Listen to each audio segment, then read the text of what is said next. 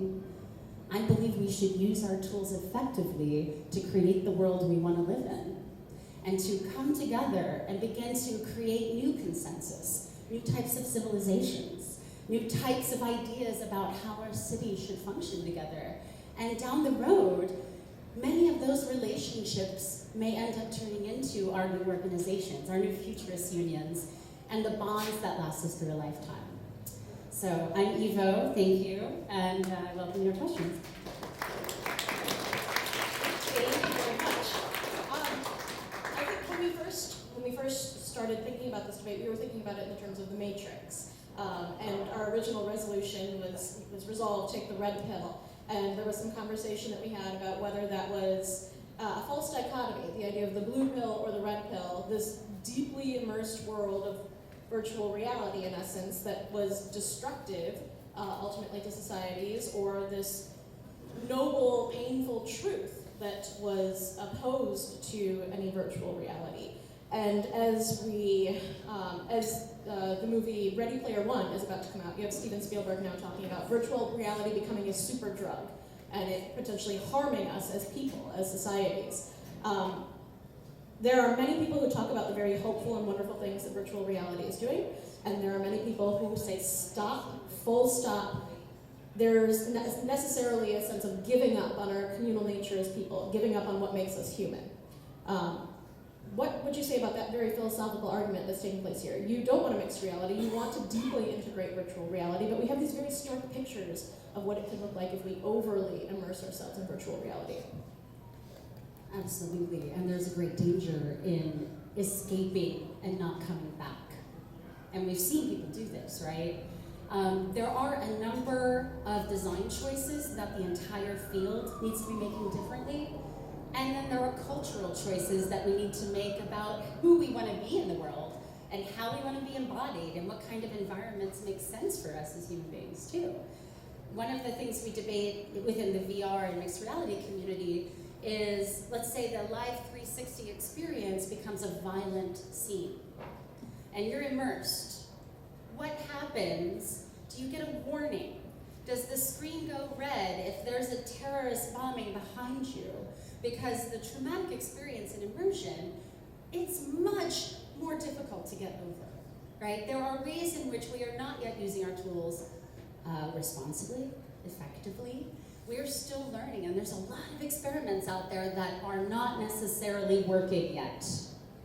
And I encourage us to talk more about what's not working, what we can learn from some of these experiments, because when it comes to trauma and violence, we're definitely not there yet. When it comes to gaming, we've got a long way to go.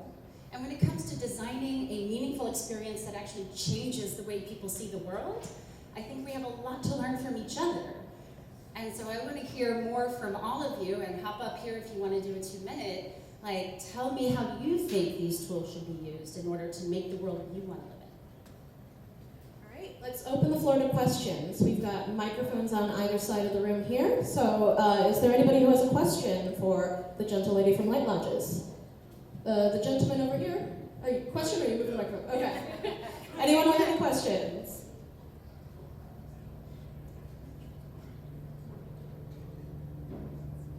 Any questions for the gentle lady at all here? All right, if there are no questions, oh, okay, the gentleman of the guitar. Yes, the guitar. I heard you said something about that reality. You're not sure if reality is the same as it was once, and it's not sure if it's divided or like kind of strange. But isn't it possible that there's a lot of things like simulations, emulations, many different operating systems running at one time, but there's one, the basic operating system and the real reality is still the same as it always was. There's just new creations like onions in that, but the total reality didn't change at all, and there's nothing to worry about. Certainly, it could be. And is there a threshold at which we all become just sort of trapped in our own little simulation, right? at some point do we become lost in the fragmentation of a billion different simulations and unable to come to terms with who we are together in the operating system, right? That's Tron, right? Sorry. So is it now not just a question there? We could there's like an infinite amount of things you could discuss and have. Maybe this is the rule. Maybe this is the reality. Maybe that is the place. The room is called room 02 or room love and wood. But isn't it a question of what you decide? Who is the host? Who is the programmer? Who is the guest and who is the player? And so everybody is still as free as always and just chooses the room and the host and the server. Absolutely. I believe that my job personally is to help us all be participants in new ways. And that's not how most designers approach VR. Yeah. Honestly, I want to make game shows that you're all playing along in real time with me. Yeah. Right? I want to get to massive engagement and massive collaboration around systems in real time. Like, let's use it to build villages for the homeless. Let's use it to fix our water systems and education systems. Yeah. Absolutely. The technology, it's there. It hasn't been integrated to do those things before. And then convincing people who run media networks that this is something that people want to play along with is a whole separate challenge. So if those are the kinds of challenges you like, then come talk to me after. I've got one more there. The gentleman from Metropolis has a question.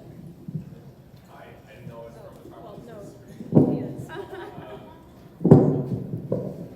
So earlier you mentioned that you were working with governments to reduce their costs around aid or help save them billions around aid, and talking about countries that are at war with one another and having each different party do virtual reality to understand the other party.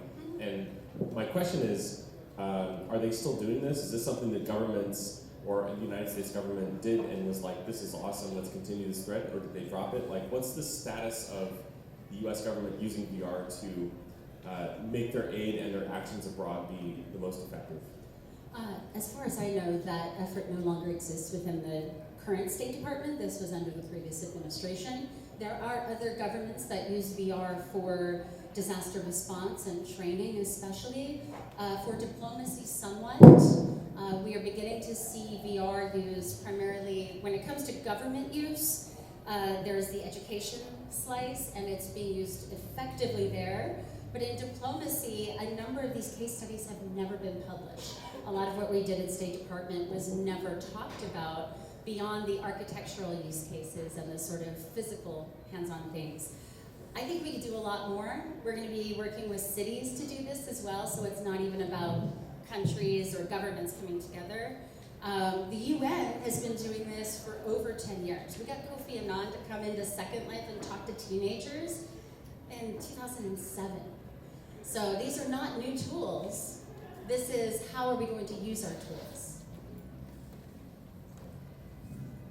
I'm really curious about how Kofi Annan, in 2007, understood what he was doing and the nature of mixed reality here. I imagine that was kind of difficult to explain to him what he was actually doing. Yeah, well, mostly he was streaming, but I had to make an avatar for instance, some of our Supreme Court justices, and Sandra Day O'Connor especially, who was super into gaming.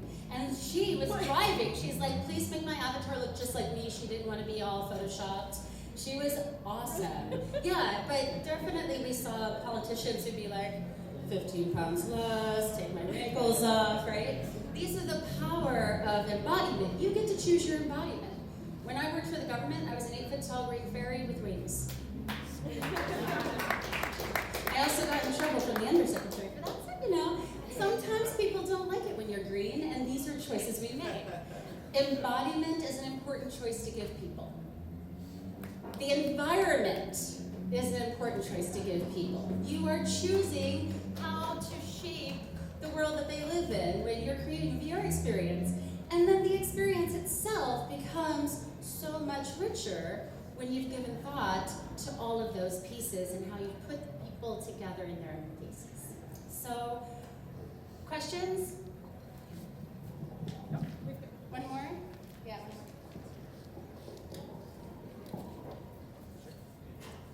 So forward. So earlier, you kind of touched on the issue of addiction and people getting lost in immersion and never coming back. And do you feel like perhaps that's not going to be as big a problem? Because looking back in history with different mediums, perhaps the medium is not the issue, it's the way we engage with society that's the issue. Because, you know, we've had console games, mobile games, you know, we had Second Life, and before that we had books and paintings.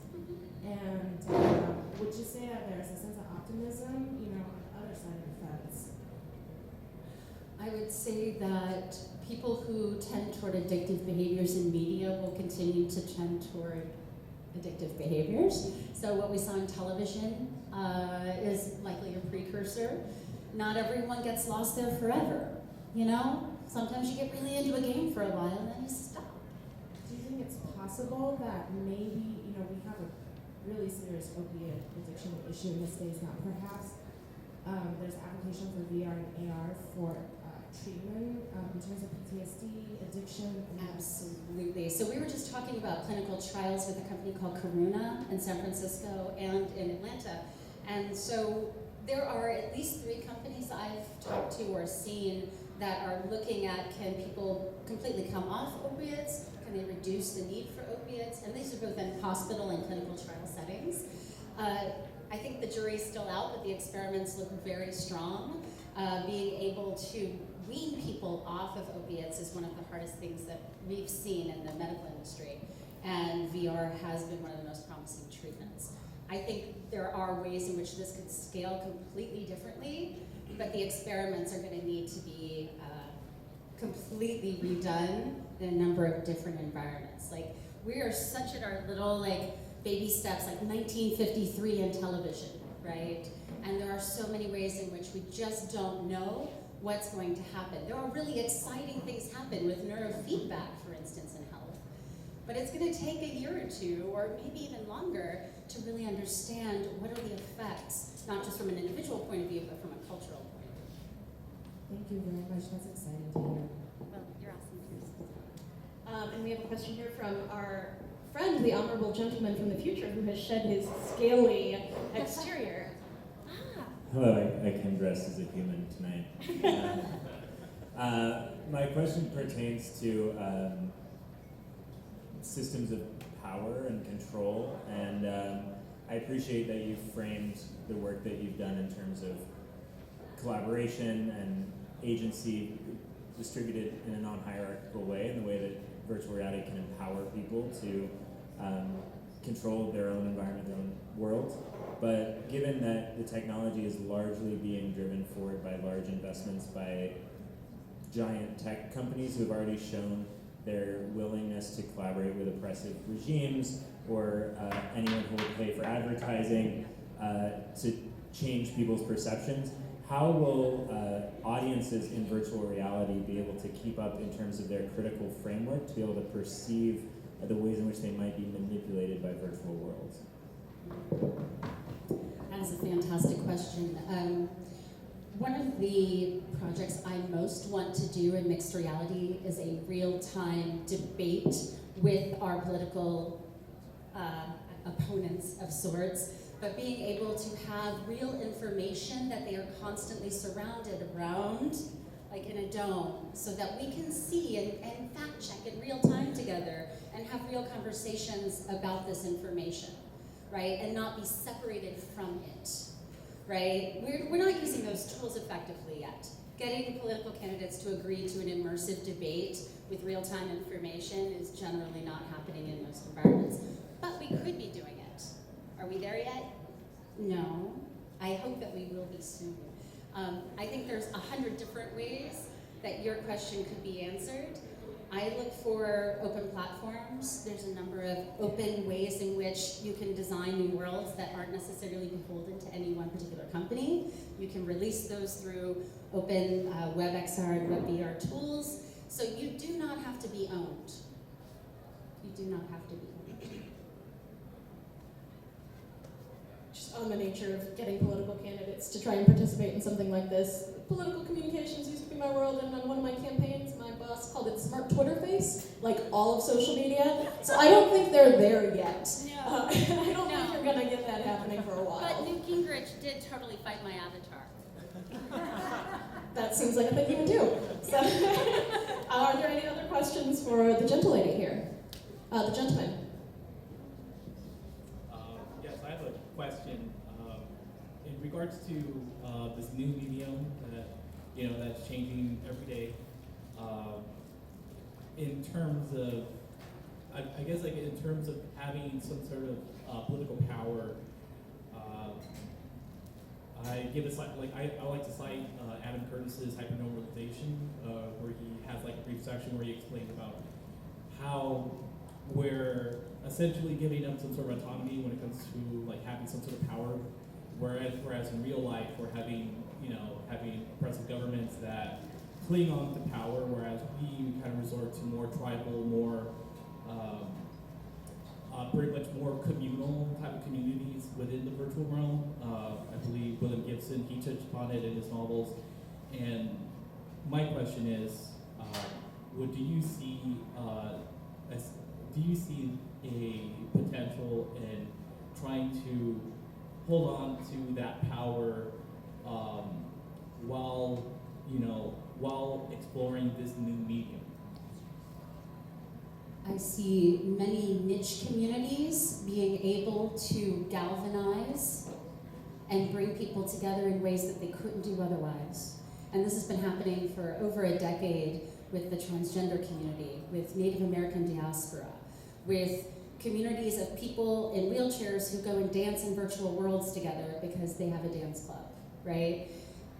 If you look at like the trajectory of Second Life and who stayed in Second Life, it was niche communities who found their people, and then basically like, it's once you have your tribe, you don't want to leave it. And so whether you're dealing with kids who have terminal illnesses and don't have anybody to talk to, but other kids with terminal illnesses, they're happy to have that level of community.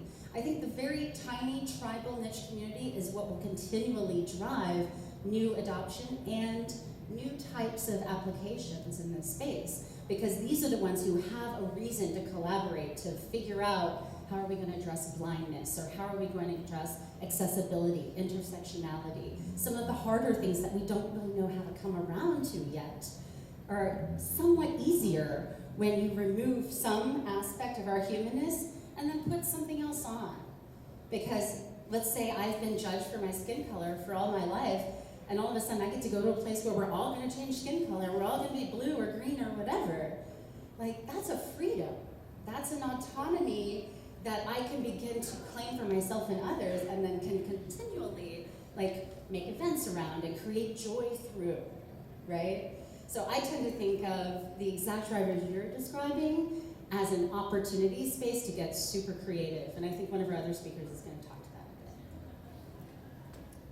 a bit. Great. Are there any other questions for our speaker? Okay, seeing none, I would like to thank her very much for her maiden speech on the floor of Yield Futurist Union. And we have a super swanky medal before you go down.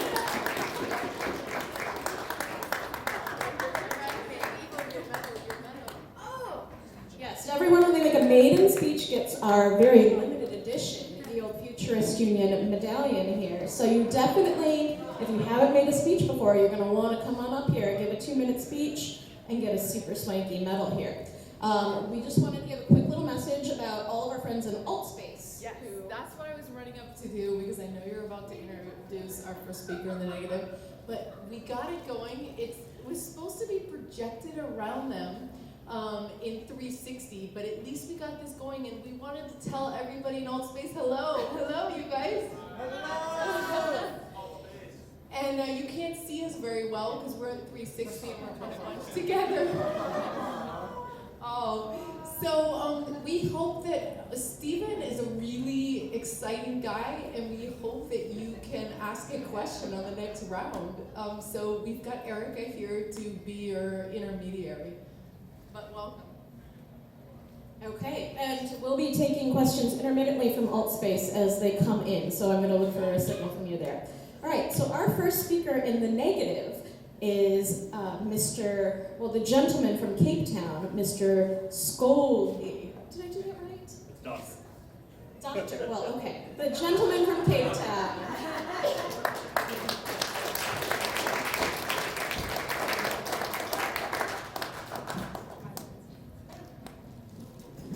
Maybe you can take it out. Yeah, it's sorry. I might hold it like a Sinatra or something when we're trying to do it in our hands. How many people came out tonight looking for a debate? And can I hear some pounding on the table? I didn't hear any pounding on the table at all. Y'all are here to hear a debate, right? I'm here to give a debate. I'm here to give the presentation in the negative. If I'm going to give a presentation in the negative, we need to actually understand what the position is that I'm arguing for, or rather arguing against, right? I heard a lot of things in the presentation for the positive, but it's not exactly clear to me the lines that are being delineated in terms of a question that you can say, yes, I agree with that statement, or no, I don't. So I'm going to go back to the topic. We need virtual reality to recreate reality, and talk about what that topic is, or what I think it's saying, okay? There's the first half of the statement. We need virtual reality. Now, what can we do with that, right? Do we need virtual reality? Is it food or water or air? A question of necessity. I don't think it's on that level of need. And I think need is a difficult term. I'm interpreting need as what the greatest potential for VR is. What is the best thing that VR can give for us, right? So we need virtual reality to recreate reality. So what does this recreate reality mean? I'm looking reality as the physical world, the material world, the world we have without technology. Real, like the term photorealism. Everyone's familiar with art. There are these photorealist artists that make paintings that look exactly like things look with your eyes, like away from any technology or human intervention necessarily, right? That's how I interpret this statement. We need virtual reality to recreate. The best uses of VR are when VR recreates reality. Was this position taken by the speaker, I'll call the pro-reality position that occurred before me? As I was listening to the position, it wasn't clear to me. Is it pro-reality or anti-reality? There were some statements made, like reality is broken, right? Which seems like an anti-reality statement. However, later, the statement was made that reality may not be broken. And even later than that, the statement was made that we're in a great danger in escaping and not coming back to reality. There were 5 examples given before me. One, an example of using VR for health and pain reduction. A lot of those things fall in the category which I'll address later, which is the going on vacation in VR application, which is a very pro-reality application. Well-being meditation. People sit on beaches in these meditation VR experiences. And also things like VR training. An approach, as I'll describe later, people take a very naive approach to surgery, thinking that it should be just like reality. Going exploration, movies about black holes, going to very real parts of the universe, real parts of the earth, exploring real waterfalls, things like this. And staging things like diplomacy, right? Just like it is in the UN, but in VR. Everyone's sitting around a desk. I'm going to call that the pro-reality camp. And that's the position that I think was made, as far as I can tell, before I got a chance to come up to the lectern and entertain everyone, right? For a few minutes. So I'm going to take the anti-reality position. Who wants to hear the anti-reality position?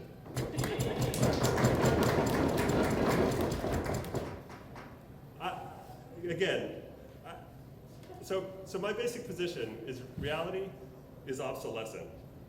And reality, and this desire to replicate reality, I don't know if you've read my bio, I've been working with these kinds of things for quite a while, right? And especially interfaces and innovative interfaces.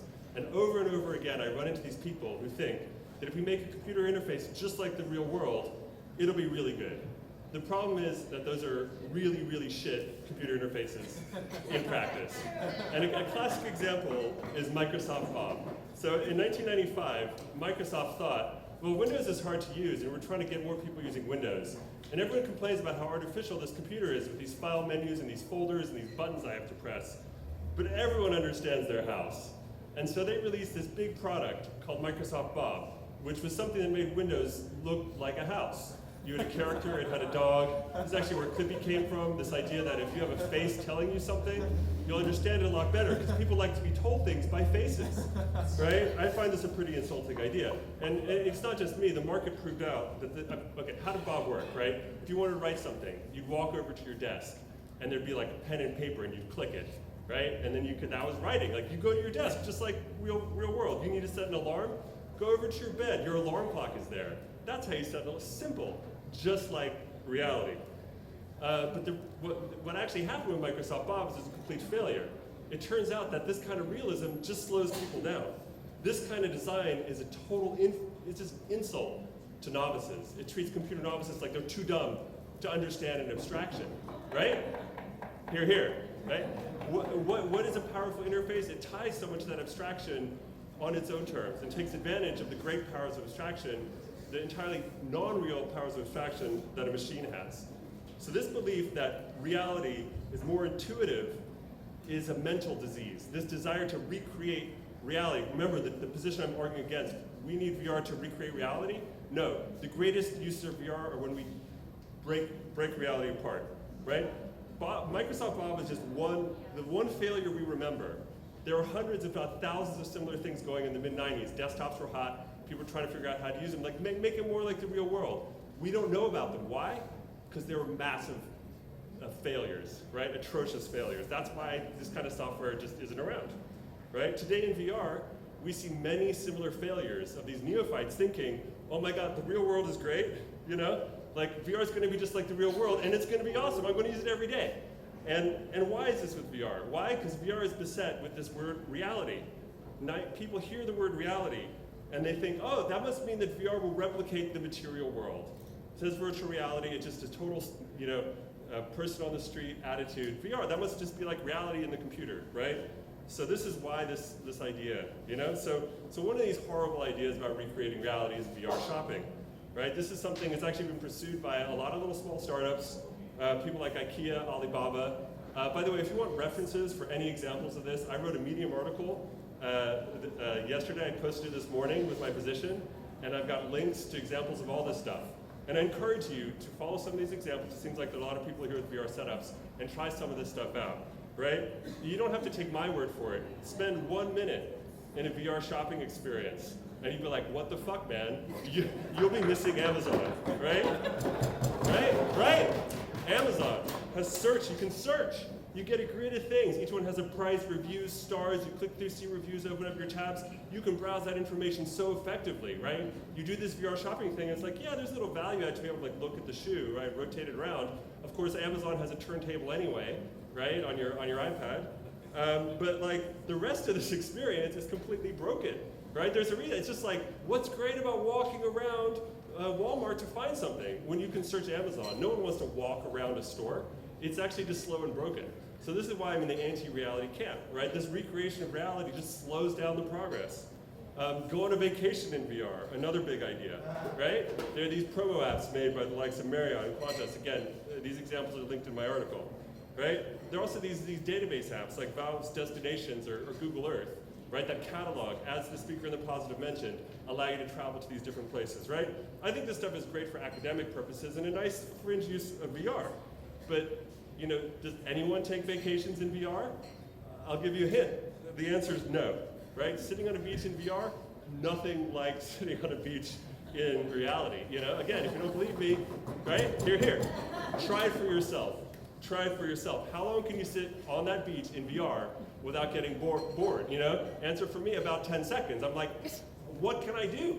When do I get to do something? I'm just supposed to sit here and look at stuff? Like, when do I get to do stuff? It's too much, right? So and it's not just me, and you can try yourself, but if you look at the market, these reality reconstructions have failed to gain traction at all in the marketplace for VR. What has succeeded, right? Things like Robo Recall and Onward. These experiences, enticing fantasy worlds, they actually redefine experience with their own rules, completely departing from reality. So here now we get to my theory, the anti-reality theory. My theory is that VR's power is not in recreating reality, but rather in deconstructing reality, by taking reality apart, right? Yeah? Let me tell you what I mean by that, okay? Deconstruction. So we could talk about deconstruction, one, in the colloquial sense of breaking apart. We take pieces from reality here and there, we shatter them, and dismantle them and then reassemble them, right? But there's another, that's an easy way to think about the term deconstruction. There's a more nuanced way to think about deconstruction, which is in the way of Derrida and other literary philosophers, these French people writing in the 60s and 70s, right? They use the deconstruction, they had this process where they analyze the referential framework and the meaning of inherent to all language. And their basic position was that words are contingent upon other words. There is no stable ground of meaning. Everything is in this referential network, right? Language, human language, and to a certain extent human art and human experience is contingent. It's not like math. There's no axiomatic framework like there is in math where we can build up a truth that's hard, right? Everything is contingent.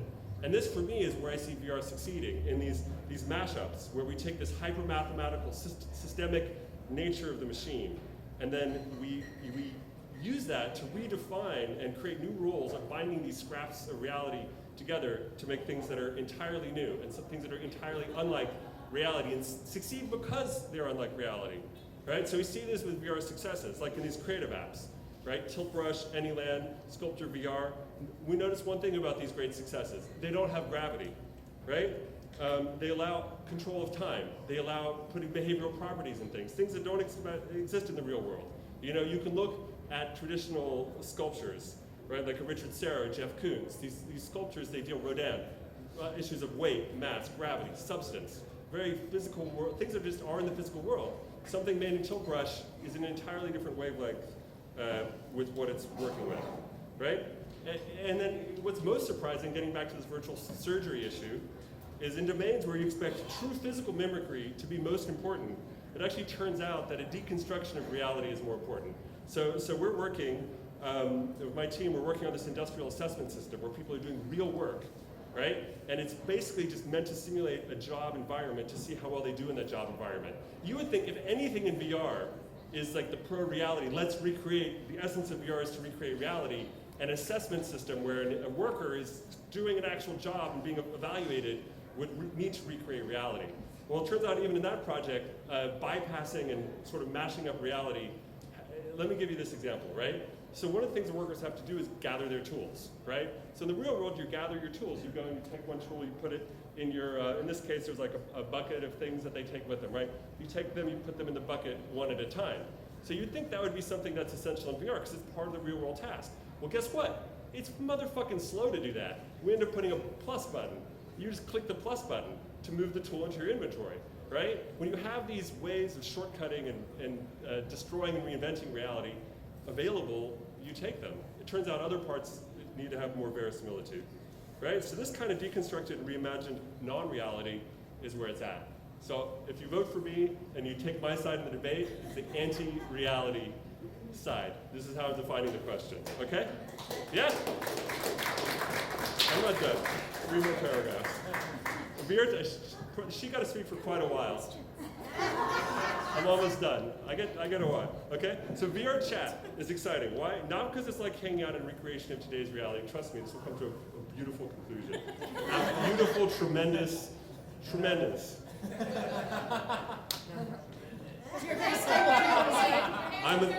I'm a stable genius, and I have small hands, but it's okay.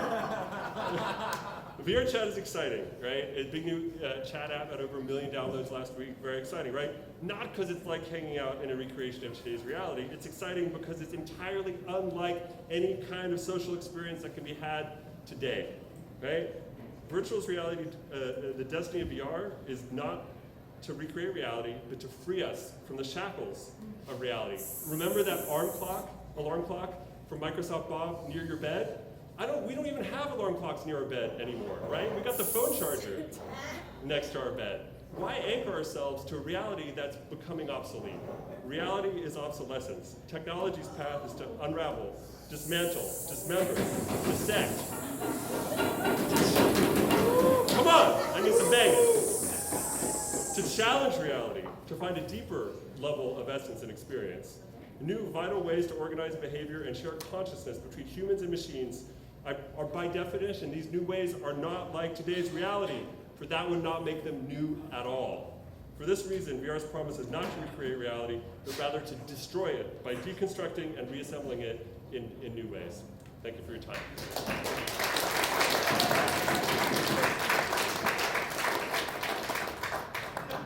This microphone situation's not going to work out so well. I'm very confused by the gentleman's speech because I thought I knew what reality was, and now I have no darn idea.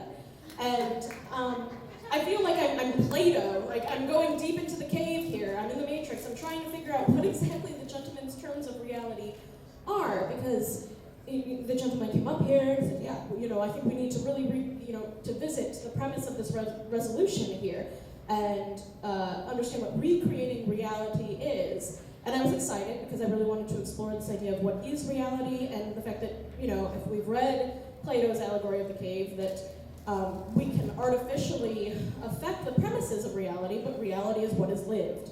People only know what they are living, and that is their reality. There are, various spheres of reality, but what I want to get is to this central question of what virtual reality does for us that is different. Has the gentleman seen the Black Mirror episode San Junipero? No. Oh, well, darn. It's good. It troubles me greatly, even though people say it's like the most heartwarming episode of Black Mirror, because ultimately, at the end of the day, you have very sick women who've lived long lives who opt to transport themselves into an artificial dimension for the rest of their, post-life existence that is free of all of the imperfections and pain that constitute humanity. That erases this idea of the sublimity of reality, that pain, imperfection, all of the ugly things in life are actually, in the grand total of our lives, very beautiful. I'm concerned about virtual reality perhaps limiting our exposure to pain, limiting our exposure to imperfection, and trying to pursue, much like the conversation that we had in our very first debate about artificial intelligence, trying to pursue a less flawed world, which makes us maybe less full people. And I hope the gentleman might talk a little bit more, perhaps metaphysically, about reality, and I thought he was going to go in the direction of virtual reality, maybe harming our human flourishing at its core. I think there's nothing greater about what it is to be human than change. What have humans done? We've transformed our whole planet, right? It's a tragedy due to the destruction of life, but it's also a tremendous beauty. So I think virtual reality is an essential outgrowth of our humanity.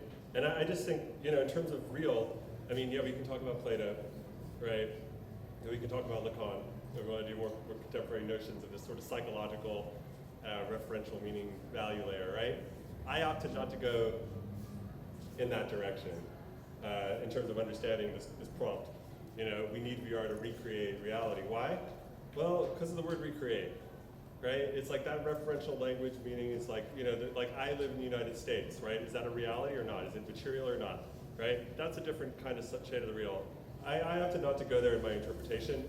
Instead, I took the interpretation to be about physical verisimilitude, right? For example, like this bar. We would make a VR experience that looks just like this bar and has exactly the things that this bar has in it. It's photorealism, right? You know what realism is in games, right? What's happened in games? Games have had the ability to get more realistic, and they've decided not to. Why? Because it's boring, Fantasy worlds are more exciting. So I think, and I'm not going to say much about that, but that's what I feel like for the terms of this debate and a conversation, I'd like to have a sort of focused, something where people can actually take sides, right? And I see the word reality, recreating reality. We talk about the material properties. It's like, would you recreate all of this one-to-one as it is with exactitude in VR the way a photorealistic painter would, to try to capture every detail with verisimilitude and accuracy. That's how I'm seeing it in terms of this question. Of course, the term real has had a huge history. of different things that people put on top of it. So.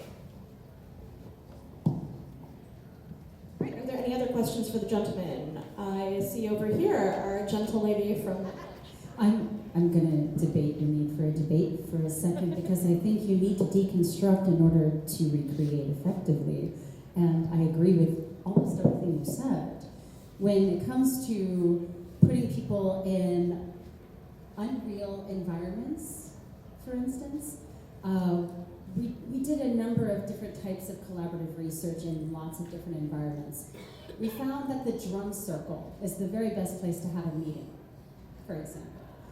If you take people into wild, futuristic environments where they never otherwise get to work, they are more likely to be focused and do things together. So what you're saying as far as deconstructing reality and not having them surrounded by what's actually happening or not being in a meeting room is absolutely right. You gotta kind of wipe away your expectations in order to create a system that works, and then you have to figure out what you're designing for. And if you're trying to design, for instance, for a small group to have a flow state, you might want to put them somewhere where they might have a real flow state experience. And so let's make all of our avatars here dance, or let's make them fire spin, or let's make them in a drum circle do something together. Because if they're embodied and doing something together, that changes the nature of their reality in the moment. So I guess, does it have to be recreate or deconstruct? Can it be an and instead of an or? Yeah, I mean, I'm not that surprised that you agree with some of what I'm saying. Just I've read. I know. I mean, I've read your work, and you're very imaginative in terms of different ways that technology can be used. And the things that you talk about that are exciting to me are not recreated.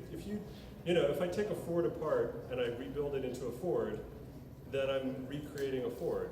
If I take the parts from a Ford and the parts from this, and I end up with a space shuttle, I'm not recreating the Ford. So, I mean, maybe it's a terminological difference. As for the drum circle, I'm curious, did you compare the drum circle as a method for business collaboration? You say it's the best. Did you compare it to Slack? This was pre-Slack. Yeah, I mean, I'd wager. Virtual environments only. Yeah, so I'd wager that if you look at people working, things like Slack are really great ways for people to work together. It's because they cut out a bunch of the verisimilitude. You can look at the whole history of video chat. It's like I meet someone in person, I see their face, it's great. Often I'm doing business calls, I don't want to have to, comb my hair, right? Or I could be sorry. It's just like a lot of our great successes, we would think video chat. I mean, look at the 60s, right? Oh, video chat, just like talking.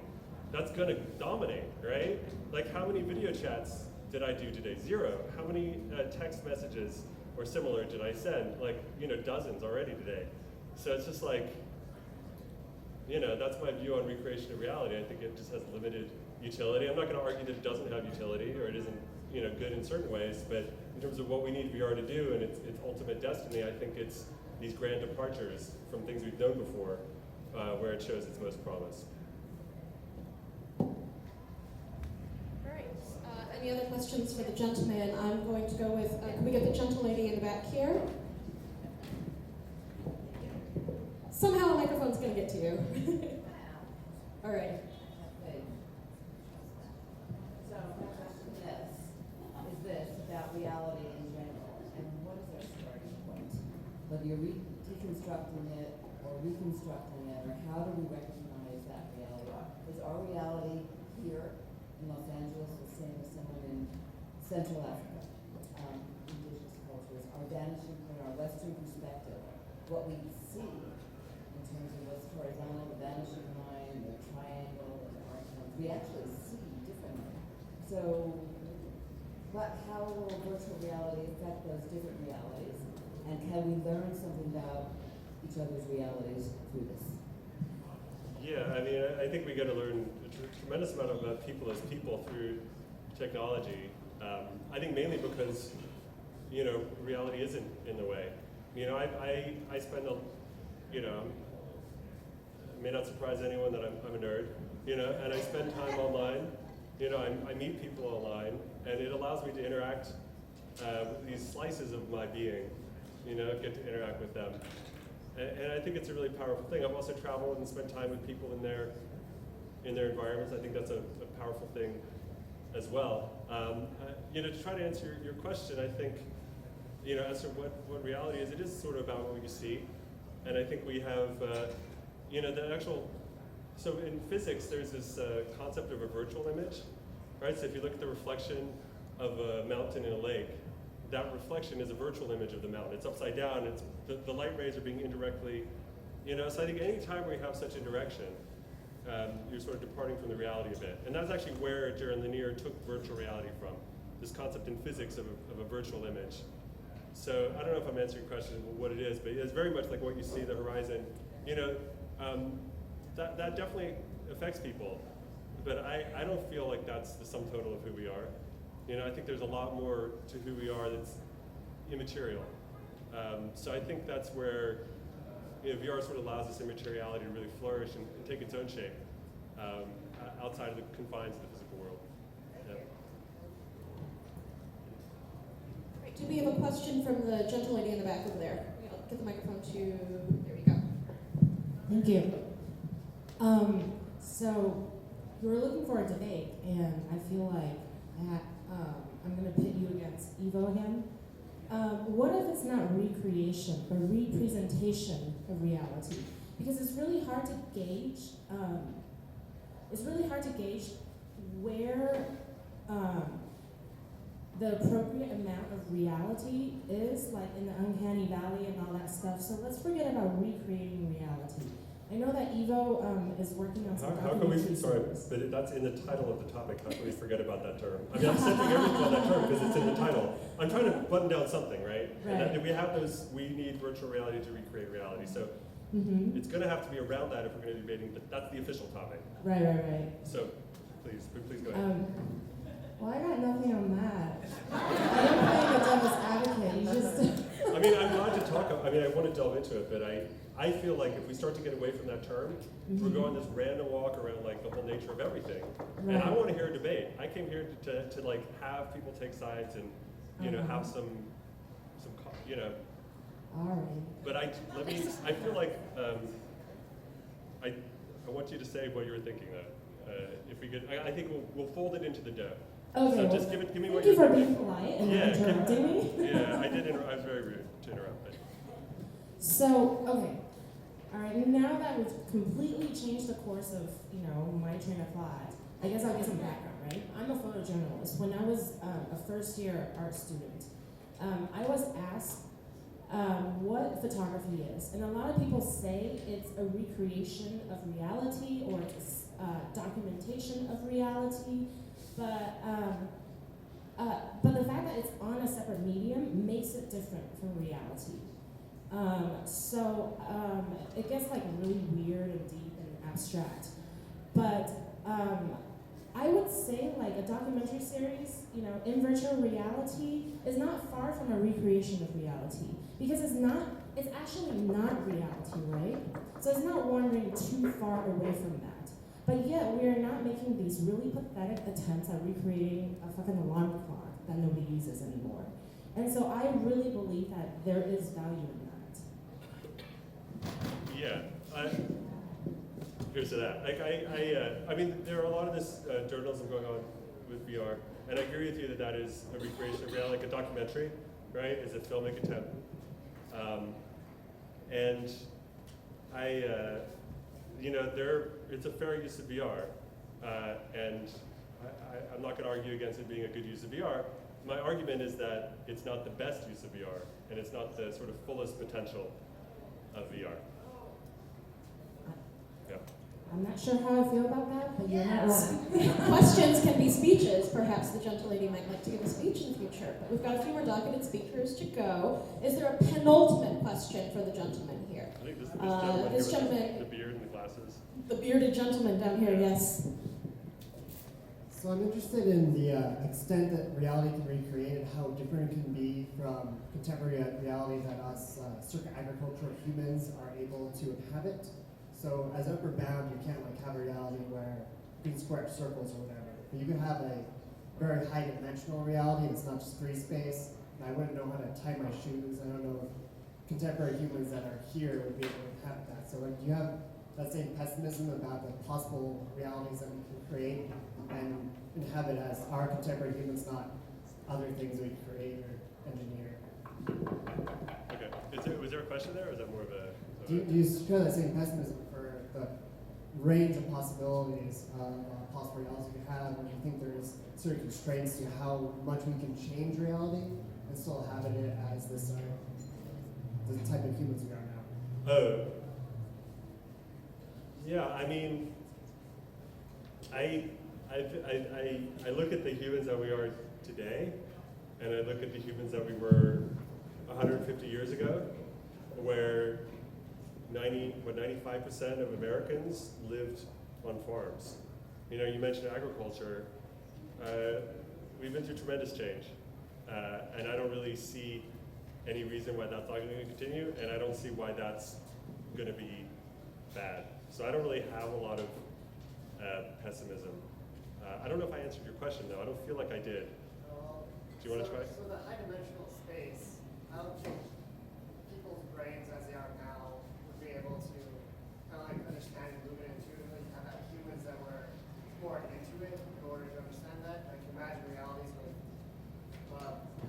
properties that might be useful, that might be important to contemporary humans. For example, memories being private or being able to be altered by other people, or being able to like fork yourself, things like that. Yeah, I mean, I think without going too deep into the esoterics, you talk about a lot about dimensionality, and I think this is sort of crucial to my argument on the spatial experience. I mentioned these art programs where you can program in behaviors. That's adding a whole additional layer of dimensionality to reality, to like the physical experience, right? And I think that's where VR really opens up. If we limited ourselves to the three-dimensional world, I think it's a regressive approach to a new technology to try to match the dimensionality of this bar. So we can certainly add all these different dimensions on top of what's happening. And I think the great thing about VR is it gives us choice of how we want to do that. And that's why I think it's the best thing about what VR can do. So maybe close. All right, for one final question, I have the gentleman in the very back here. Get the microphone back there.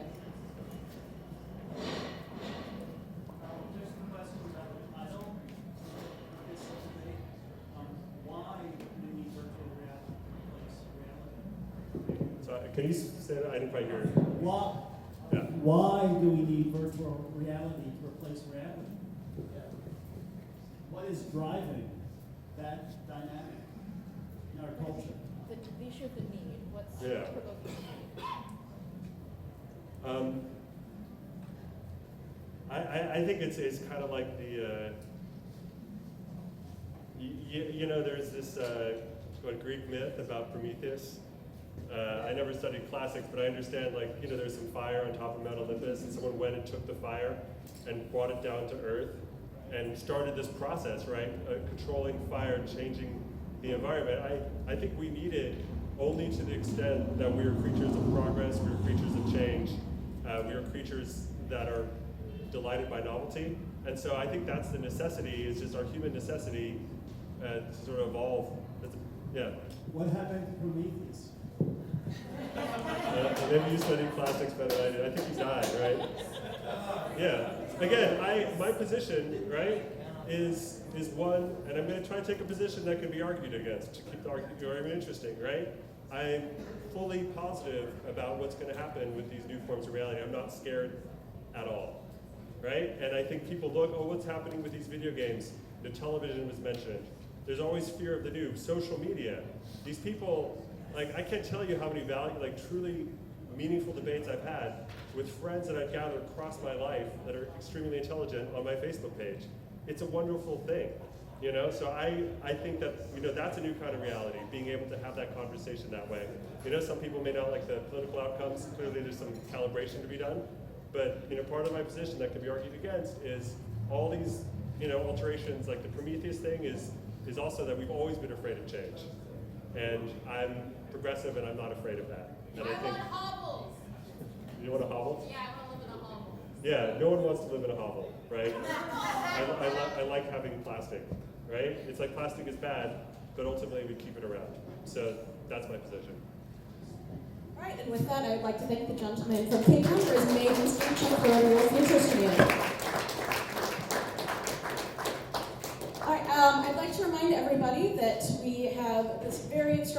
generosity from Angel City Brewery, and we encourage you to show your appreciation for them hosting us here by partaking in their great beverages at the bar.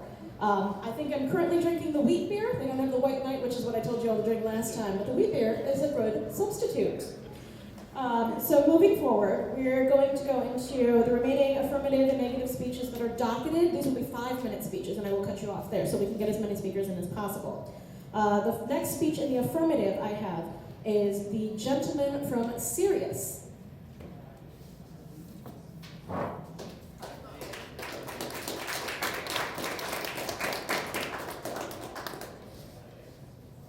Hi, hello, my name is Cosmo. How's it going? Yeah, thanks. So we need VR to recreate Microsoft Bob. I just looked that up and it looks pretty amazing.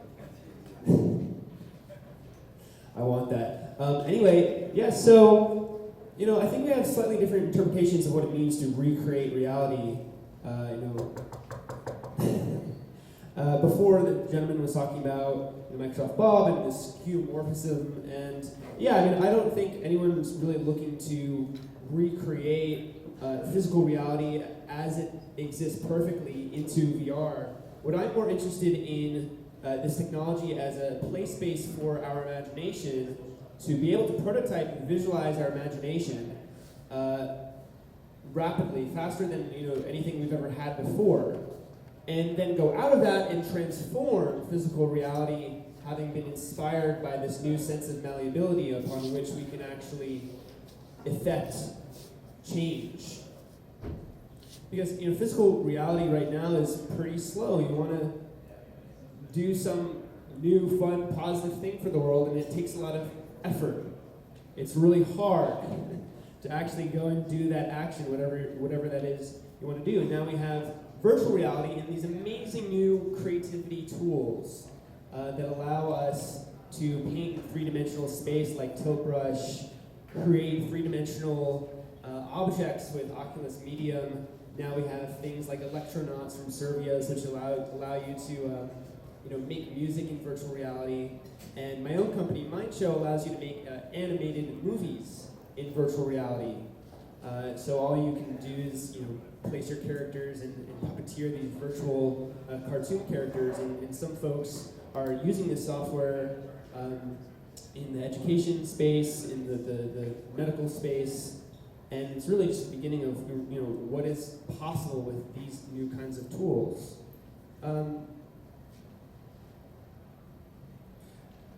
And as we grow more accustomed to this new technology, I think we'll come to demand that the physical world be just as malleable as the virtual one. We're going to get so used to be able to transforming our environment and our identities so instantaneously that we're going to take the headset off or whatever we have at that point and desire something similar.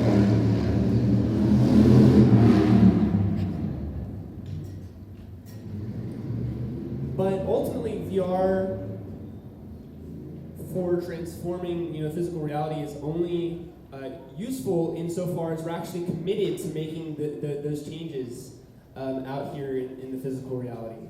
We can design amazing prototypes in a virtual space, but if we never go and actually make them in the physical world, then it doesn't have nearly as much value. So yes, we have VR, and it's an amazing new tool for our mind and for our creativity.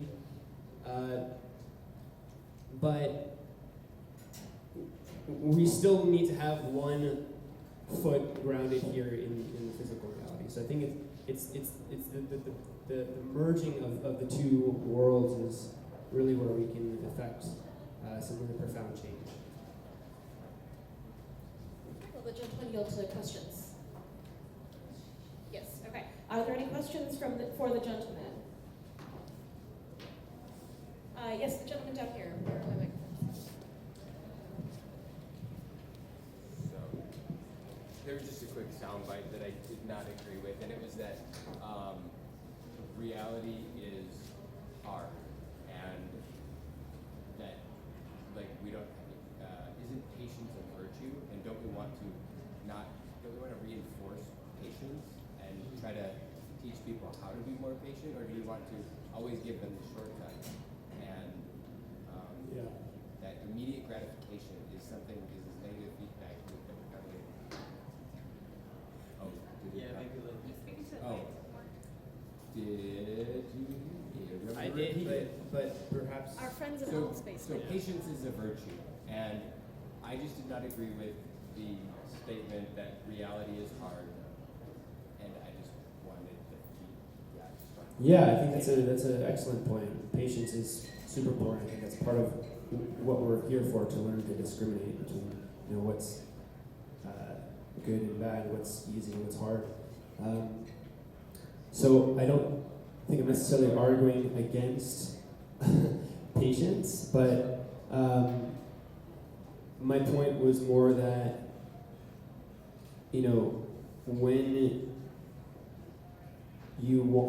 when you have something in your mind that you want to manifest, it's often hard work and takes a lot of time to bring that out into the world.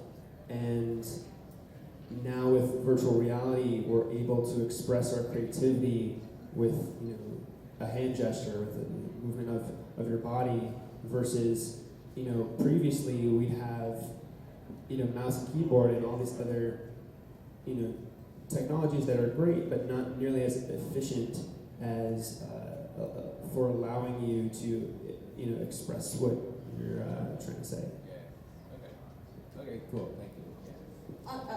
I might ask for a point of clarification. Are we talking about, is simplifying human expression really what we're talking about here? Or are we, because I would argue that I am not a very tech savvy person. Like, I didn't really understand what we were talking about in terms of systems and everything here, but I find, my mode of expression to be simple in my command of the English language. It's whether it's a gesture, it's still something that needs to be learned, just as, speaking effectively, communicating effectively, learning the language of persuasion is something that is learned as well. I don't quite understand this idea of simplicity or some sort of shortcut around the means of human expression, and I was hoping maybe the gentleman could parse out what exactly he is talking about when he thinks that virtual reality is somehow a mode to, or a means of more efficient connection and communication there. Sure, simplicity is incredibly important. I don't think anyone knows that.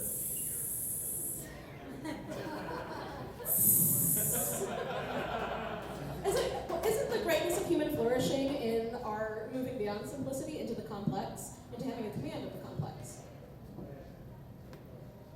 I guess it depends on exactly what we're talking about. When it comes to design, I prefer things to be simple. When I want to turn on my phone, I prefer things to be simple. I don't want things to be complex for me. But certainly, simplicity does not necessarily negate variety. You can have a variety of things that are simple, and you can have a great diversity of people. But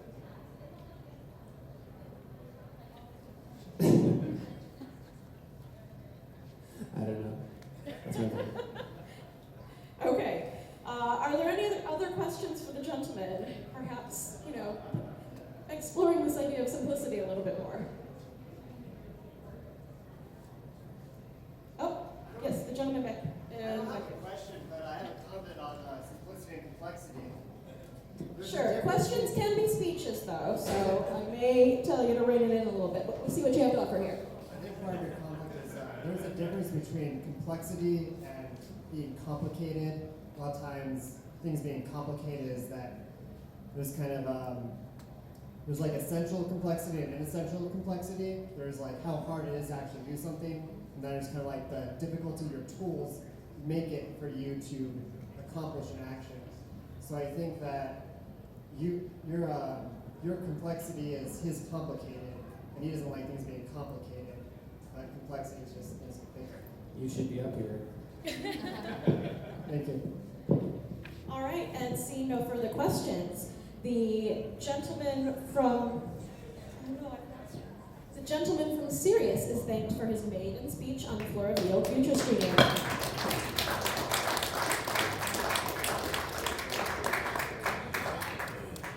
All right, next I have a speaker in the negative, the gentleman from 3 years from now. Where is said gentleman? All right, come forward, please.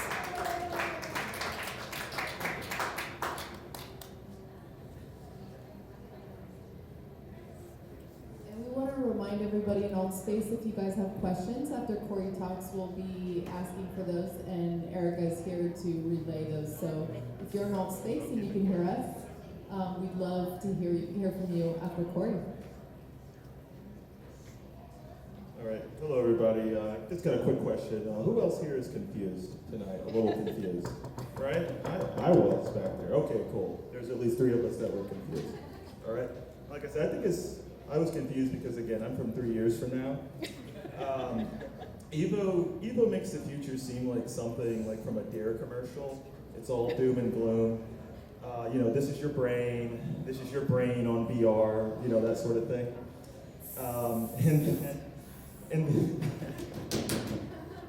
And then Stephen is from really, really far in the future because he's sort of touting some transhumanist acid trip about we're not really sure what reality is anymore. Your reality over here, here's your reality in a box. What's going on inside that box, no one really knows, right? All right. And so part of the problem here is I think that we're just taking this all a little bit too literally. All right. The bigger problem is people creating and getting stuck in alternate realities, not augmented or virtual ones. Think about drugs, right? It's escaping. Think about war. It's about basically trying to ruin this reality for something in some crazy guy's head. Ethnic cleansing, the same thing. I don't like these people, so I need a reality where these people aren't here. Starving a population of food for profit. These are all alternate realities. This has nothing to do with augmented reality or virtual reality. I'm up here listening to us talk about AR and VR like it's some sort of panacea. These are problems with humanity, and it has nothing to do with the media. So, as I said before here, AR is not a panacea. It's a tool that's to be mastered by talented people so that we as humans can enjoy or understand our lives. VR is good for practicing and training, and it's a transportive tool. Like music, it can evoke emotions such as empathy, fear, joy. It can move you. It can literally move you to dance.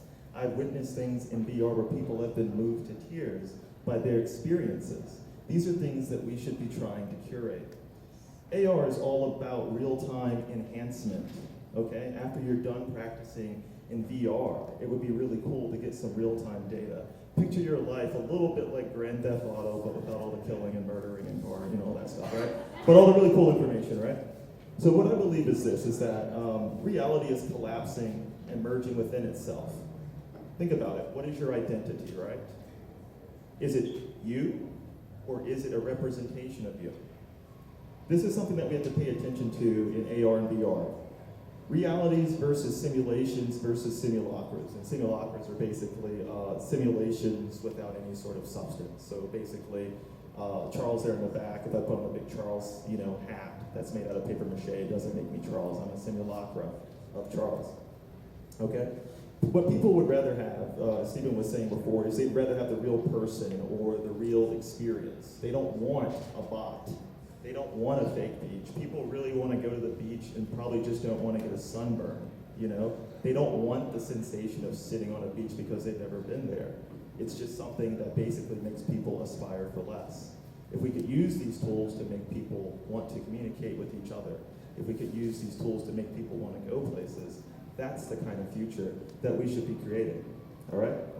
So it's kind of like that documentary from the future that we were talking about before. It's not about what the architect created. It's not about the rules. It's not about what's supposed to happen. It's about your choice to either give a shit or to stick with the program, which was someone else's plan.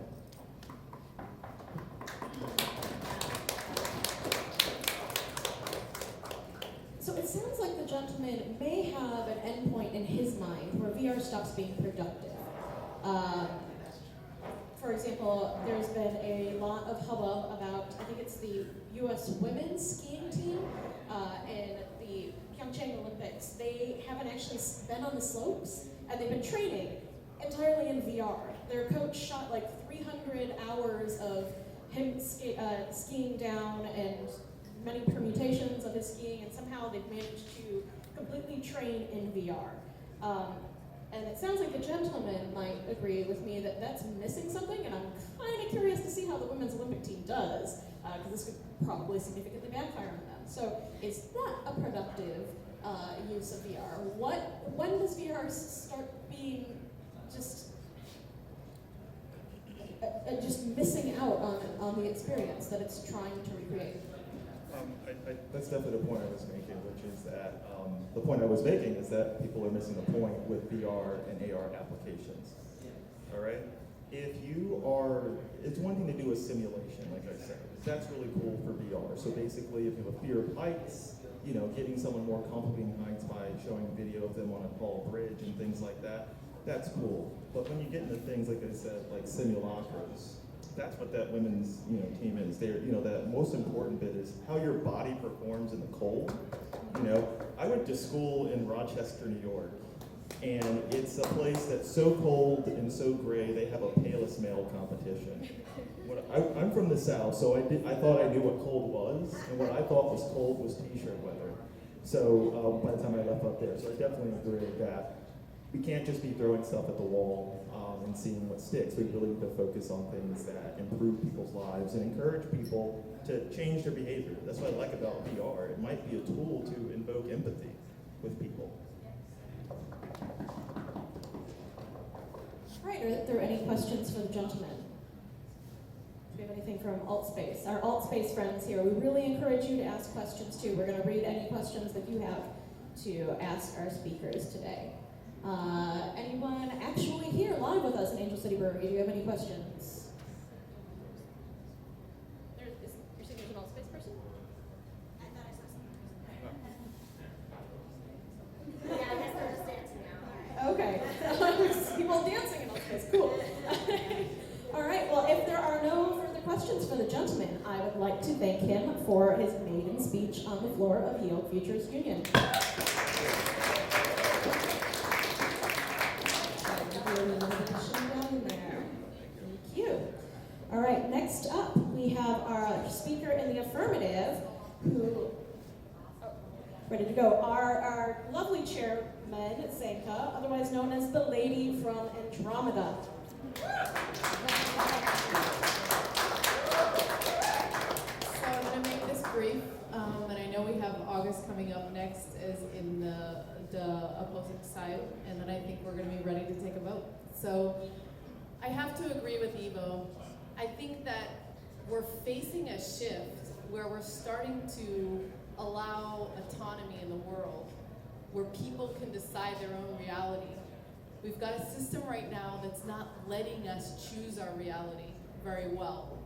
And virtual reality is going to dovetail with all these things, and it's going to be a creator world. It's going to be a makerspace. It's going to be a Lego thing. This is what we want, right? We want to travel through time. We want to work without combing our hair. We want to do what we want to do. And this is going to give us another chance to dream bigger, to decide how we want our genes to express themselves in the future. All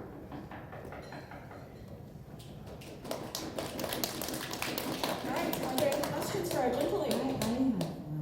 Oh, yes.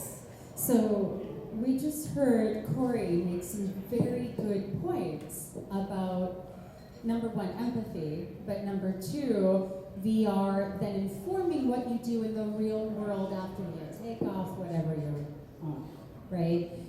Stephen was talking to best uses of VR. I want to hear what you think. What are the very best ways we could be using these tools effectively? Well, we have to remember that these tools are not here yet. We've been trying to do this. We're doing the baton pass. The guys from the 60s, the 50s, all these people are trying to get this going. It's not here yet. right? We're in diapers, right? But don't lose faith, because this is going to be the platform which is going to fuel a creative revolution. The fact that you watch someone else making TV is going to be, no, you're going to go in and you're going to make it yourself, right? This is going to be a chance for us to work while we're also, in Africa, or it's going to let us go back in time and see a little bit more clearly where we're driving the ship. It's going to let us it's going to be very flexible, and it's going to be beautiful. And we don't even know. I wanted to bring something up, because the guy that just walked in here with his guitar, and he said, "Go on stage, sing something." I mean, his comment in the beginning was about simulated reality, and when I was printing out the handouts for the tables, some physicists are arguing that we are in a simulation already, in a matrix simulation. That's like something that I, barely ever considered. But there's physicists that are saying, why are the natural laws mirroring those of quantum physics, like in computers? Like, what's going on here? So we're entering a new phase of reality, and I know that was off topic, but I wanted to bring that out as a strange thing that was uncovered while preparing for this debate. And it's something that, the more questions we ask, the more questions we realize we haven't asked, and the more we know, the less we know. Will the gentle lady go to a question from me? Yes. All right. So obviously what we try to do here with the Futurist Union, is get bodies here to talk about ideas that you might not talk to regular people in your lives about. We want to express these grand ideas of the future and really sort through all the nuances there. Professors hate teaching online classes because it is so difficult for them to extract commentary. It's already hard to get people to speak. I think people are often really scared to voice their opinions. Obviously, everybody here is like sorting through a lot of these complex ideas in their heads right now. And I want to see everybody give a maiden speech if they haven't given one. I want you all to get these cool medals. I want to see everybody have a chance to come and speak and really let us know what's going on. What are you grappling with? What are you struggling with? What are you really confused by in previous speeches? And what maybe just is not making sense to you at all? We're talking in the ether here. We've got a lot of complex ideas. We're talking about concepts of reality that I see some people frowning about because it might not make sense, and I want to hear everybody express that. And I want to hear our friends in alt space express that too. But my question is, as we're in our third debate here, as we're trying to get more people to speak and participate, is it that we are just timid about really expressing our thoughts in front of one another? That no matter if it's in VR or here in real life, there still will be that timidity? And how do we extract that from people? These exercises in VR aren't going to mean anything unless people are already comfortable in their day-to-day lives expressing their thoughts and dialoguing through those thoughts. So if we can't get everybody here to articulate what they're going through, can we expect everybody in here in alt space to do that too? Can we have a dialogue with absolutely everybody in VR, in real life? How do we get people to express their ideas more?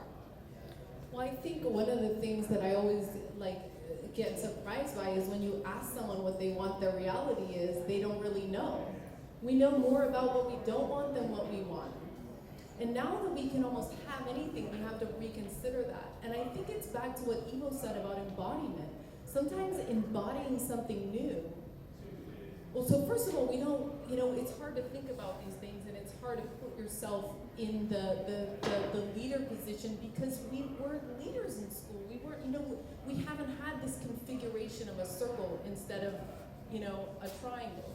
And I also think that, so that's going to take time, but I think embodiment is a perfect way for us to experiment with our ideas and maybe wearing a huge, monster, huge, armor and stuff makes you feel a little bit less shy about talking or something like that. I don't know. Yeah, I would like to see us get to the point where I don't think moving what we do to VR is going to work right now, because I think that we are still operating from a flawed premise about communication and the nature of human connection. that we've got to fix before we go over to VR, before we create a new reality, because our very own concepts of existence and social connection are too deeply flawed here in real life before we can translate that to another dimension, another reality out there. So I hope that our goal for the Futurist Union is that we're able to break some of that down, and that we can make this be a really vibrant place to do in virtual reality too. So with that, I think I'd like to invite for a speech in the negative our gentleman who has just recently joined as our technology curator. Yeah. Our technology curator.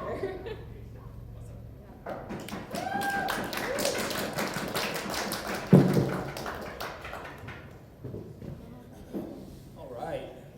Wow. So at this point, I'm not exactly sure what the affirmative is and what the negative is.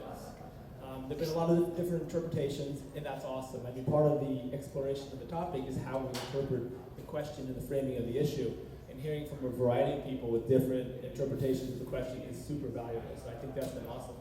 We've heard eloquent presentations from our esteemed speakers in the affirmative, showing the potential of virtual reality and alternate realities, how it can help us, how it can improve our lives in medicine, in education, government.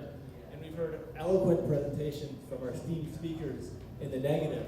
Stephen laid out how the alternate realities can improve upon by deconstructing reality, not being bound by them, but taking things further than reality could ever be. But fundamental to all this is that the base reality, real reality, is awesome. I mean, there's a lot of great stuff in base reality. We can't forget, as we get excited about the shiny new thing, as awesome, as powerful as the shiny new thing is, that the base reality is where we come from and where we are most deeply connected to. I just want to really shout out to the core real reality. And as Stephen points out, the value of alternate realities and virtual and augmented reality is to do something different, to go beyond what we can do in the base reality. The reason sitting on a beach in virtual reality sucks is because the bar is so high on the base reality. Real reality is so good, just imitating it doesn't do a whole lot for us because we have something so incredible already. Furthermore, all of these alternate realities are built upon the base reality. You know, the quality of real reality influences the quality of our augmented reality. Even in virtual reality, where we presumably disappear from the real reality, when your body is sick, you're not going to have a good experience in virtual reality. It's built upon the base reality. And so it's essential for us not to spend all of our energies focused on the shiny new thing, as great as it is, and put a lot of effort into enhancing and building the base reality, because that enhances what we can build. It enables us to run faster and further as we build technologies that complement and push further on top of the base reality. So the premise of the evening started with the statement, not even the proposition, but the statement: reality is breaking down. Reality is not breaking down. Reality is awesome, and to the extent that it's lacking, it is contingent upon us to put a lot of effort on fixing that. And all the work we do to improve the base reality will help our technology and the constructs we build upon that, on top of that. In addition, we also had the premise for this evening that the reality we have today is much too flat to hold our creative power. I would put up the entire collection of, the entire compilation of human artwork as evidence that our creativity is not limited in the base reality, that we have made extraordinary achievements at expression, at exploration of ideas and aesthetics, and that we have no limitation, and that the new technologies of virtual and augmented reality give us a new medium, a new platform to further those traditions, but that doesn't free us from something we were confined in before. We always have this freedom, and we should explore that freedom across traditional base reality, physical reality, and we should push it into the alternate reality. But as I think about all the topics we covered tonight, I don't really see a thing to vote against. or for, but I definitely, my mind has expanded and I've been inspired by the ideas I've heard. So I absolutely want to thank the perspectives shared by all of our speakers. All right, seeing the witness of flowers, so one question for the gentleman. Right down here, the gentleman from Sirius. Hi, great point. How do you know this is base reality? Excellent question. Oh, that's a good question. Because the term based reality is usually applied when you're evaluating simulation. But it is the base reality relative to the virtual realities we're talking about. There may be multiple layers beneath it, and I have no idea. Good answer. And mathematically, it seems unlikely, frankly, but. All right, and I would like to thank, this is your maiden speech. I would like to thank the gentleman from his maiden speech on the floor of Yale Futures Union.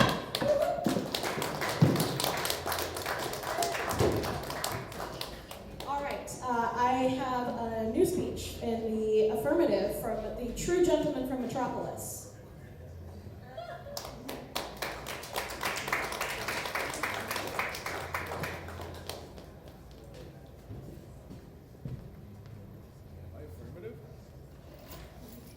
Sure. All right, we're going to say I'm affirmative. All right, guys, so thanks very much, everyone, for being here.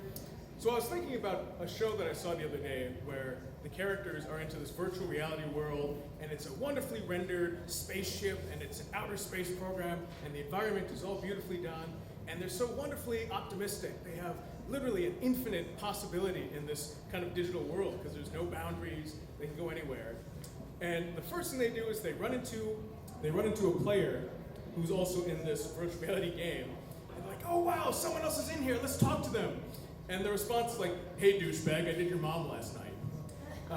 Because people are jerks online. People are jerks on the internet. And I don't imagine people in virtual reality would be any different. Whether the problems or the personalities that you see in a digital world are gonna be more friendly, kinder, gentler, more understanding than anywhere else. Let me give you another example. So Final Fantasy has a game online. And one of the things you can buy, if you have a huge amount of gold, is a house. And this house exists in the same virtual reality world. Well, a lot of people got very upset because there weren't enough houses to buy, which everyone in LA can probably relate to. But it became a huge problem because players would petition and they complained to Squaresoft, the company that makes the game, that there's just no supply for houses. And so they had to decide, are they going to make more houses? Is that going to affect the price of them? And they had their own shortage. Same thing for a number of other games. There's another game called Ultima Online, where people can buy items with gold. You know, it's like a medieval fantasy world, and gold is their currency. But just like in the real world, if the game doesn't adjust how much gold is in the universe, there is deflation. And so prices skyrocketed. You had upset players who couldn't afford to buy all sorts of things because the exact same economic shortages that we face in a real world still exist in the virtual world. And when I see all these issues of people who self-segregate, people who are bigoted online or in virtual world, they're just as much as they are in the real world. And I have yet to see any reason why in this wonderfully digitally rendered environment the worst parts of human nature, the worst parts of economic supply and demand, the worst part of politics or anything else is any less present in a digital environment with all the beautifully rendered colors than it is every day that we see.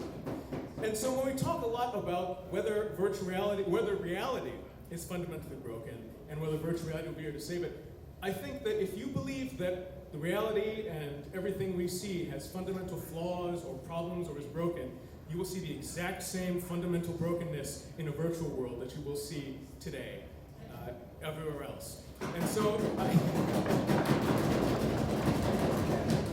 I would invite, for all we're talking, you know, it's one thing to say that we've made leaps and bounds in the ability to communicate in vast distances. But until you deal with how people interact, until you deal with the prejudices, with whatever terrible human elements we have day to day, the fact that I can be a racist person to someone on the other side of the world doesn't really seem much better than a racist person who's talking to their neighbor. And it seems that virtuality doesn't really solve any of those issues, and until it does, I think we're really taking a rose-colored view of the limits of what virtual reality can achieve and what it's going to reveal about ourselves. Whatever avatar we choose, what other avenue we choose, people at the end of the day are still fundamentally people, and we're only just giving a new medium for them to communicate. Thank you very much. So one question for the gentleman. I have a question.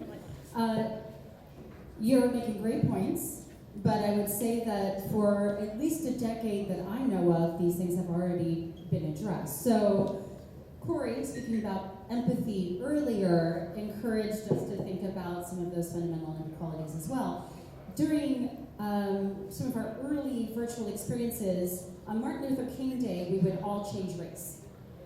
And so this is something a bunch of avatars would do every year, change race, and then share what happened, right? Just a very simple experiment. What we found was that it helped us challenge all of those ideas about privilege, racism, how we were communicating that we didn't even see, all of the questions that we weren't even aware of, we were seeing, right? Because all of a sudden no one wanted to talk to us because we were dark-skinned for a day, right? Until you're embodied, you don't understand it, right? And so I think VR and virtual experiences in general have been used for well over a decade to help people understand what it's like to be in someone else's skin for a day, not permanently, but for a moment. And whether that's racism or sexism or gender issues, these tools have been used this way for a long time. Some people are flipping the switch. What's going to take for everyone or for a mass cultural switch to happen?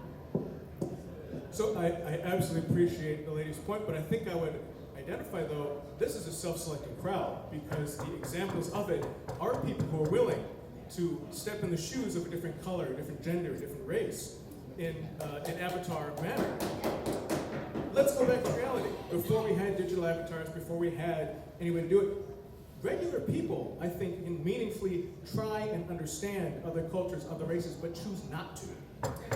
It's not as if virtual reality, maybe it may make it easier, maybe it may make it able to do it in a digital way, but a person from a privileged background, from a certain racial background, has access to go see what life is like in another person's shoes, to live in another neighborhood. They choose not to, though. I don't see why in a virtual reality world, those same people will be any more amenable to seeing through the eyes of someone else than they would be today if they're not willing to at least see the perspective of a person of a different race or different gender. And we have a very eager question for the gentleman from Cape Town.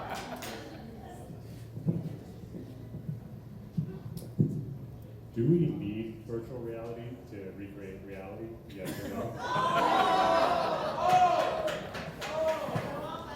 I think you really cut to the point of, no, I fully, because I guess what I'm seeing is virtual reality is only mimicking exactly what we find in reality, and if anything, reinforcing what we see in reality. People who want to self-segregate, who want to be with people with their own views on race, religion, etc., seem to do it even more in a virtual world, in an internet world, in a social media world. So I'm much more skeptical, and I think that So your answer is no. my answer is we don't need virtual reality, because I think the tendency has been that it exacerbates some of the worst tendencies, some of the worst prejudices that we have.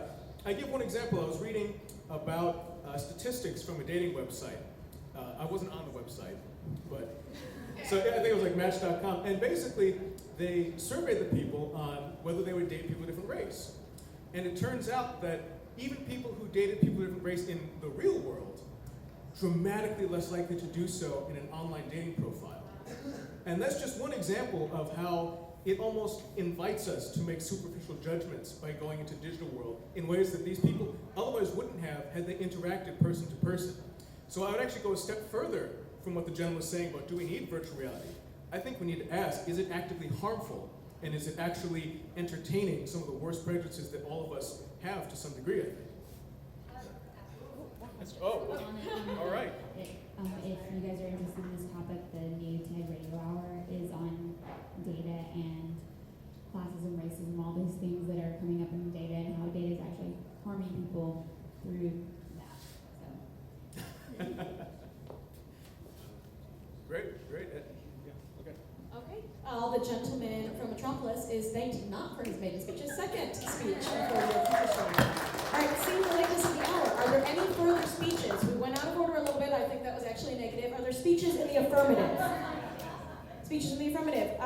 here, I don't know what we're calling you today, the gentleman.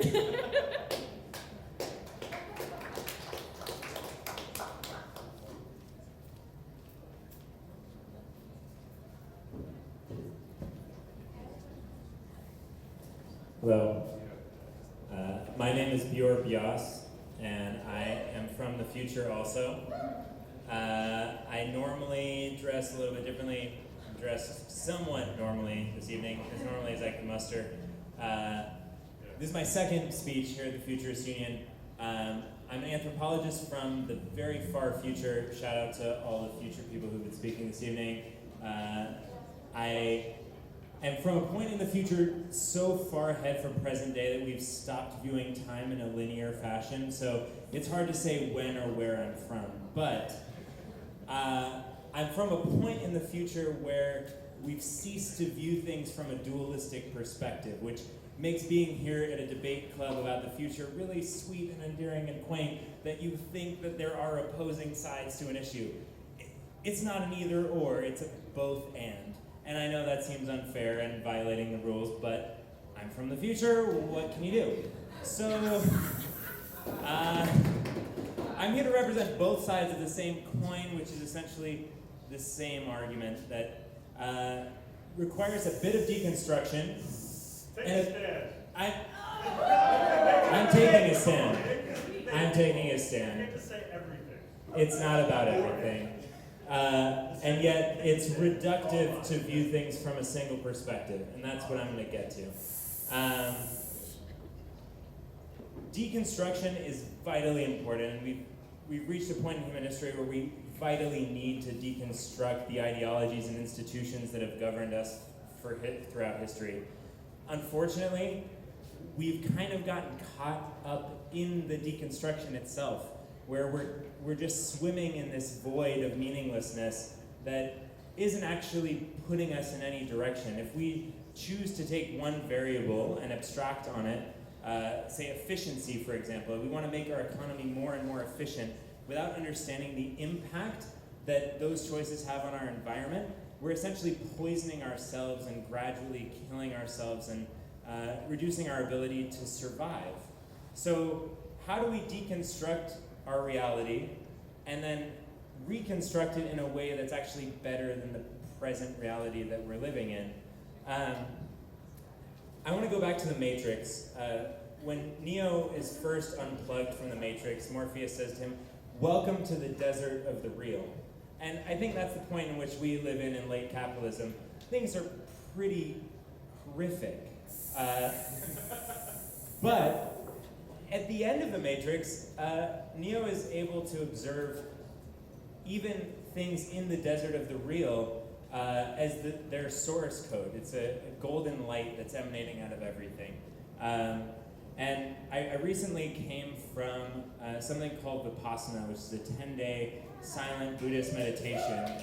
And it was an environment in which I felt like I could deconstruct myself, which I think is going to be a crucial skill as we create realities upon realities. We have to deconstruct who we are and what is the framework that we're choosing to see the world from. We can't create a reality without understanding the way that we've created our own perception of reality. And so what I would argue for is not creating a reality and not being super attached to the present one, but rather deconstructing who we are so that we can better understand the reality that we're living in. So maybe that's nothing, maybe it's everything, maybe it's both things, and maybe this was a waste of time. But thank you for your time. Is there one question for our gentleman from the future? Oh, a question in the back here. Someone with you.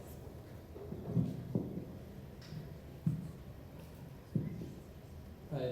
Given how fast technology is disrupting our world, do we actually have the time to deconstruct reality? Because I feel like by the time you do that thoroughly in the present, technology will have changed so much that you're no longer deconstructing the same thing.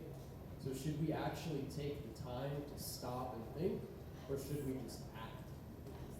I think That's a great question. Except that it doesn't matter what the specific technology is. If we don't understand ourselves, then we'll only be engaging with that technology at a very surface level.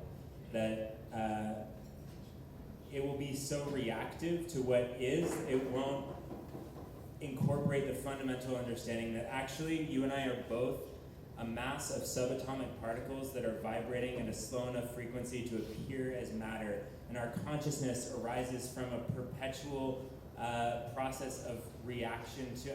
I see some vomiting happening from the speaker over here. You are atoms, though. You are a mass of subatomic particles, and so am I. And I think it's important to operate from that place, and from there, we can actually better understand the layers of reality that we're creating, irrespective of what the specific technology is. And yeah.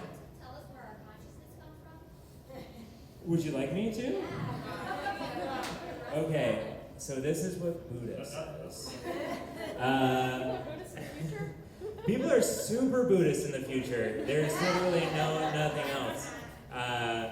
He's coming up to rebut me, which is a sign of success. No. I'm coming to ask you, is VR needed to recreate reality? Because I don't get where this fits in with the premise that we're supposed to be debating. My mission with this event is I want to fucking debate. Yeah, okay. So debate the topic. Take a stand, tell us your stand, so we can see if we agree with you or not. First, I'm going to answer your question, and then I'm going to tell you what the nature of consciousness is. Okay, all right. The lady asked first. Well, gender doesn't exist in the future, but I will operate on your current binary system to. Okay, I'm pissing off a lot of people here. Let's talk about NASCAR. Okay, all right. Okay, that's offensive. That's offensive. Okay. First, we experience a sensation in our material body. We perceive that sensation, and then our consciousness is created the moment that we attach a meaning to that sensation, and then attach a value judgment to that sensation, whether or not it is pleasurable or displeasurable. And from those building blocks, we build the consecutive structures of meaning that we create. When you begin to peel away those layers of meaning, you eventually get to a no mind, where your ego is actually not even part of your experience of reality, and you do experience things as subtle vibration of energy. Maybe you've done some LSD and I've done more LSD. I'm not sure where the disconnect is here, but I'm going to answer your question next. Do we need virtual reality to recreate reality? Yes, we do, but we don't need it to recreate reality in the same way that reality exists today. We don't want just a pure deconstruction, because that is completely meaningless. We need to integrate the things that we've learned from the deconstruction of reality to rebuild the reality that we exist in a way that is equitable and sustainable for all life forms on the planet.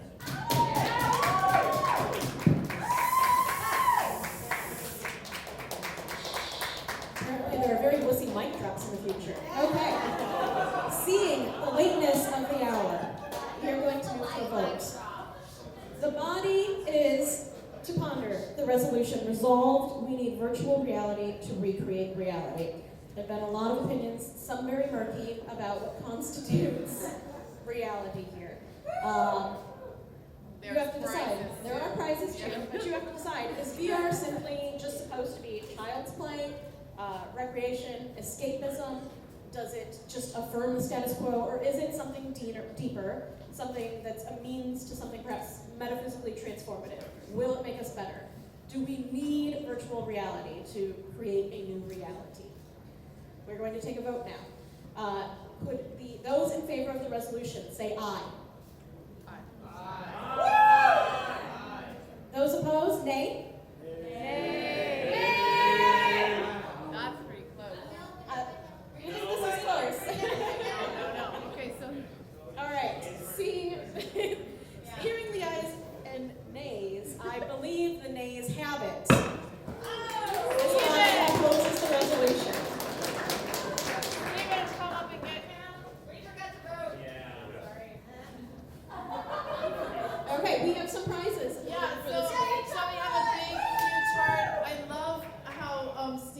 trying to get us to debate, and it was like really great. So grateful to have you. Yeah, we loved all your brilliant mind, and that you took the time to find out about Evo and you tried to carve out a debate. This was a little bit of a slippery topic, and we appreciate all your hard work. Thank you so and much. Oh yeah, yeah, you get the medal. and Evo, we have a candy jackpot slot machine for you.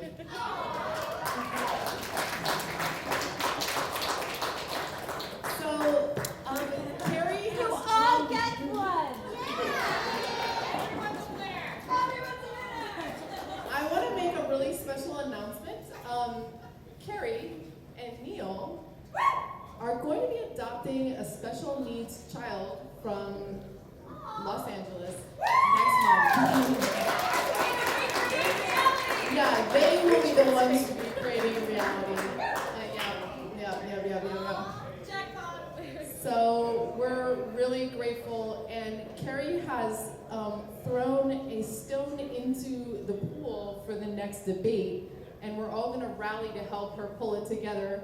And we have August doing the one after that. So February we're doing Carrie and all of us, and then August is going to do the one in March. So Carrie, why don't you tell us a little bit about the topic that you've chosen for next month?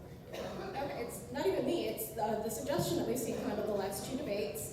We'll be debating resolved universal basic income is the solution to automation, which is very hot button right now. Our first debate on artificial intelligence focused a lot on automation and the destruction of societies and the Rust Belt, and I really look forward to our first actual policy-oriented debate.